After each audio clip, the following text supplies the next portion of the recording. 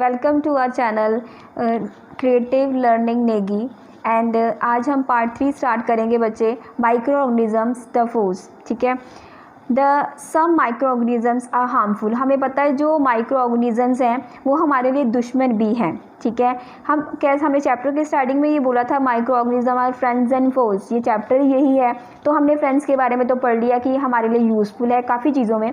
अब ये हमारे दुश्मन भी हैं। वो कैसे हैं? Some microorganism are harmful in a different way. कई तरह से ये हार्मफुल होते हैं। They causes diseases. क्यों ये क्या कॉज करते हैं? Diseases in human being. किसमें? ह्यूमन बींग्स में, प्लांट्स में और एनिमल्स में बीमारियां लेके आते हैं। Such diseases causing organisms are known as pathogen. ठीक है, सच डिजीजेज कॉजिंग ऑर्गेनिज्म, जो किसी ऑर्गेनिज्म को कॉज करती है उसको हम क्या बोलते हैं? पैथोजन। ठीक है, some micro organism also cause spoilage of food. हमारे खाने को भी खराब कर देते हैं। Some grow on the leather and clothes के ऊपर ग्रो कर जाते हैं। Adverse effect on their quality, उनकी क्वालिटी खराब हो जाती है। और उसके बाद bacteria are also grown food particles. Food के ऊपर बैक्टीरिया ग्रो करना शुरू हो जाता है।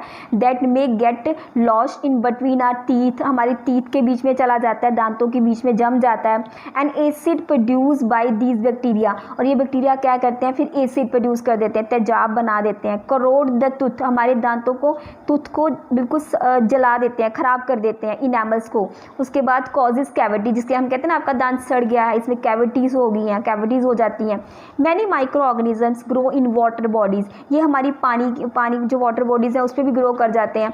And decrease there oxygen level, और उसके ऑक्सीजन लेवल को वो क्या कर देते हैं? कम कर देते हैं। And this is a harmful to the other organism. ये हार्मफुल होता है दूसरे ऑर्गेनिज्म के लिए living in their water body, जो उसकी वाटर बॉडी में लिव करते हैं। ये आगे हमारे माइक्रो ऑर्गेनिज्म के हमें क्या क्या मतलब ये हमारे किस किस तरह हमें नुकसान पहुंचा सकते हैं। पर हम सबसे पहले डिटेल में अब जो पढ़ेंगे कि micro organism causing disease in human. हमने यही पढ़ा था ना कि हमें बीमारियाँ देते हैं। अब कैसे बीमारियाँ देते हैं अभी microorganism? During our lifetime, हम पूरे अपनी लाइफ टाइम में देखते हैं we come in contact with many microorganism. हम बहुत सारे माइक्रो ऑर्गेनिज्म के कांटेक्ट में आते हैं। Some of these micro organism leave undesirable effect. कुछ तो अनडिजायरेबल इफेक्ट छोड़ते हैं our body. They invade our body for multiply inside, हमारी बॉडी के अंदर मल्टीप्लाई कर जाते हैं। These release some harmful material, ये हमारी बॉडी में कुछ हार्मफुल मटीरियल्स, कुछ ऐसे तत्व छोड़ जाते हैं। दीज आर कॉल्ड टॉक्सिन, जो जहर छोड़ते हैं in our body.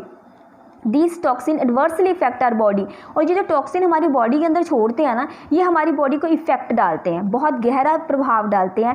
And can make us, ये क्या करते हैं? Make us suffer from diseases, जिससे हमें बीमारियां हो जाती हैं।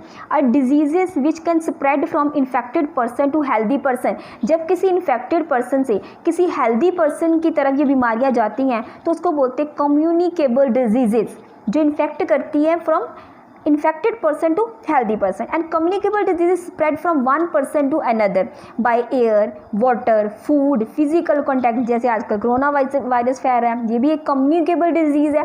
ठीक है, एक इन्फेक्टेड पर्सन से एक अच्छे बंदे को आराम से हो जा रही है। कहाँ से फैलती है? हम यही कहते हैं हवा में है जी, ये पानी में है, ये फूड में है, ये किसी के फिजिकल कॉन्टैक्ट में है।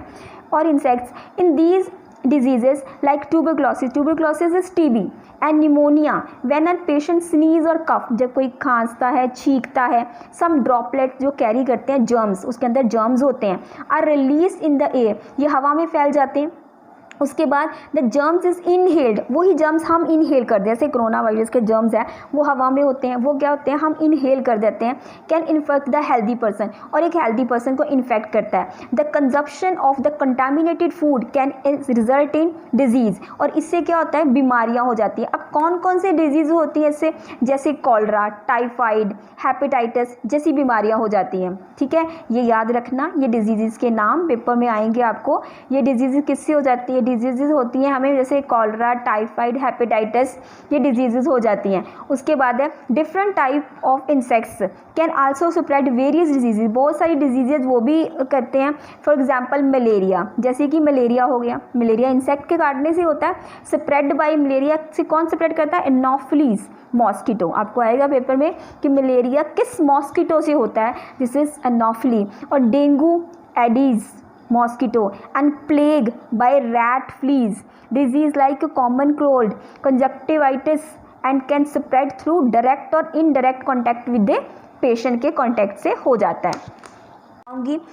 Given below is information about some common human diseases. अब हम कुछ कॉमन ह्यूमन डिजीजेज के बारे में पढ़ेंगे एंड द वे, जिस वे से ये जो ट्रांसमिटेड होती हैं, दे गेट बी ट्रांसमिटेड।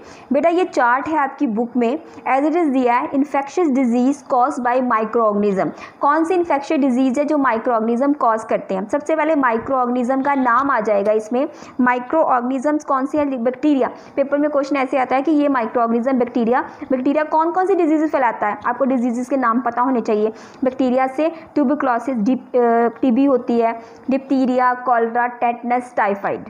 ठीक है, देखो टीटी, इसको लर्न करने का तरीका बताती हूँ। सिंपल साइड टी वाली जितनी डिजीजेज है ना, वो बैक्टीरिया से हो रही हैं। ठीक है, simply T, typhoid, tetanus, tuberculosis. Typhoid, tetanus, tuberculosis, diphtheria cholera याद करना बहुत आसान है।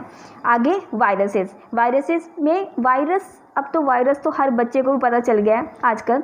सबसे पहले जैसे कोरोना वायरस, ठीक है, कॉमन कोल्ड, इन्फ्लुएंजा, उसके बाद मम्स, पोलियो, चिकन पॉक्स और एड्स, ये सब किससे होती हैं? वायरसेस से होती हैं। उसके बाद फंगस से कौन कौन सी डिजीज़ होती है? फंजाई से हमारे पास रिंग वॉर्म और एथलीट्स फुट। ठीक है, ये 2 डिजीज़ हैं। उसके बाद है प्रोटोजोन से मलेरिया, एमीबॉइड डायनेस्ट्री, स्लीपिंग सिकनेस, ऐसी बीमारियां हो जाती हैं। ठीक है, उसके बाद बचे हैं mode of transmission of pathogen.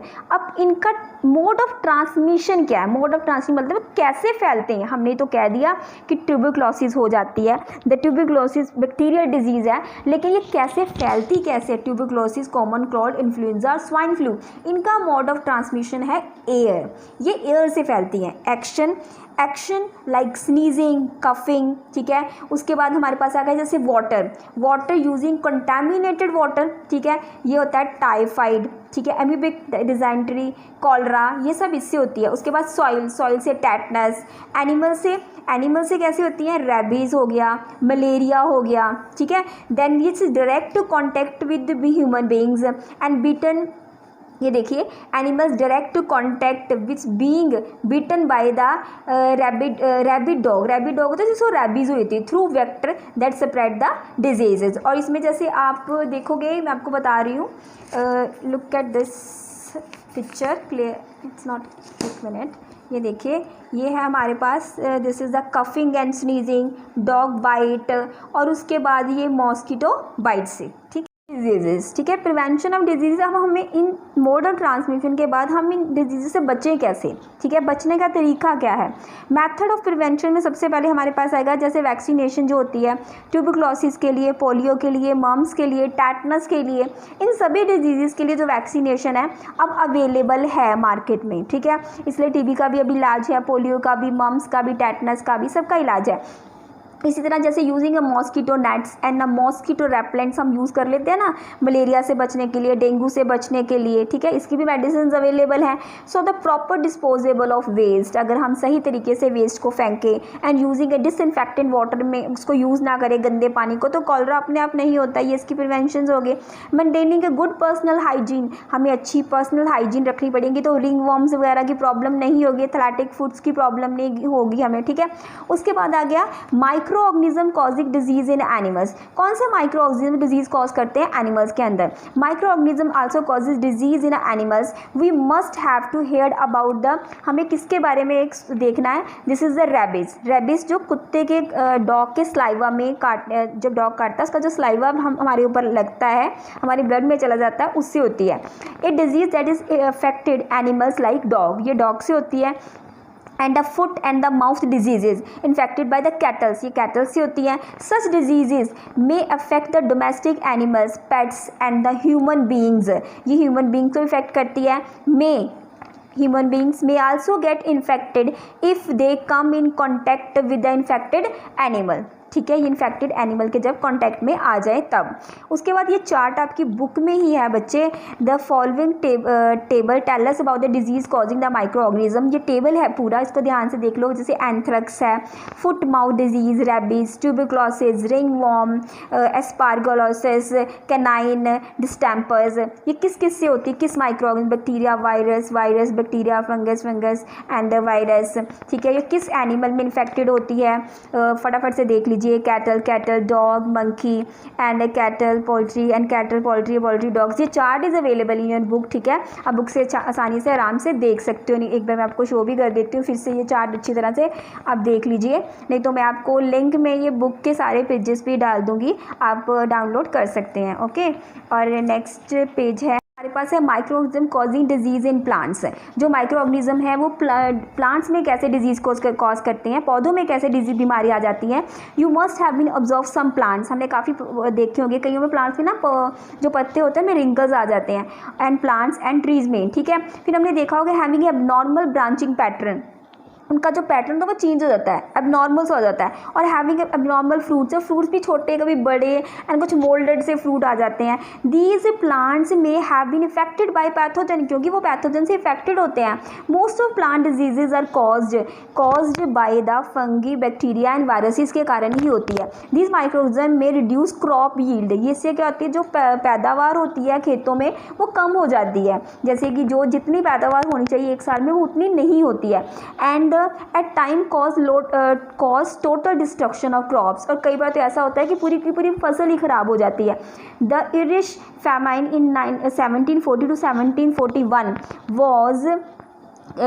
was caused because of the complete destruction of the potato crop due to the disease of the late blight potato। ये डिजीज़ थी जिसने क्या किया था, पूरी की पूरी क्रॉप ही ख़राब कर दी थी उस समय। ये एक तरह की बीमारी उस समय आई थी जो आलू पे होती थी, उसको बोलते हैं लेट ब्लाइट ऑफ पोटैटो। ये फंगस के कारण हुई थी, ये याद रखिएगा, ये क्वेश्चन आ जाता है पेपर में। उसके बाद following table are given below common diseases, आपकी बुक में एक चार्ट होगा, ठीक है, अवेलेबल है आपकी बुक में ये चार्ट।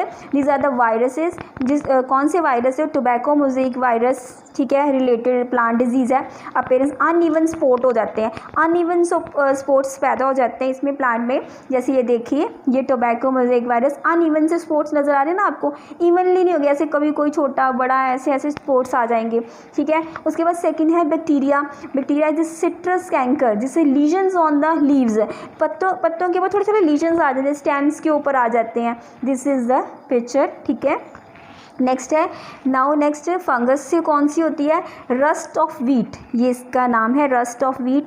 अब इसकी भी आपको पिक्चर दिखाती हूँ, ये देखिए, this is the rust of wheat. जो वीट होता है ना उसके ऊपर रस्ट टाइप लग जाती है, जैसे ऐसा लगता है कोई जंगाल सा लगा हुआ है वीट के ऊपर।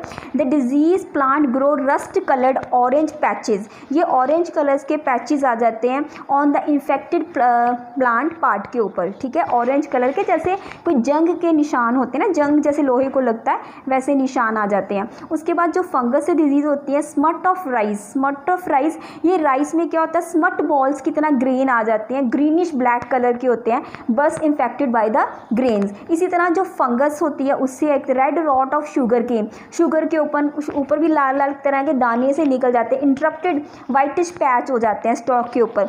ये आपको बेटा इस चार्ट के रिलेटेड कोई भी क्वेश्चन पेपर में आ सकता है, ठीक है, छोटे क्वेश्चन ज़्यादा इसी से आ जाते हैं। ये देखिए स्मट की भी डायग्राम है आपके पास। ओके जी, मैंने आपको कंप्लीट करवा दिया कि प्लांट रिलेटेड डिजीज़ कौन सी होती हैं, और नेक्स्ट वीडियो में आपको ये चैप्टर आपका ऑलमोस्ट कंप्लीट कर दूंगी मैं आपको। Okay, thank you. Like and subscribe please, share करिए और सब्सक्राइब करिए और लाइक करिए मेरी वीडियोस को, तभी मुझे मोटिवेशन मिलेगी कि मैं और वीडियोस आपके लिए बना सकूं, और आपकी इस दौरान जब आप स्कूल में नहीं जा रहे हो मैं आपकी पूरी हेल्प करूँगी। I'm gonna set your place on fire. Let's get higher. I'm gonna set your place on fire. Let's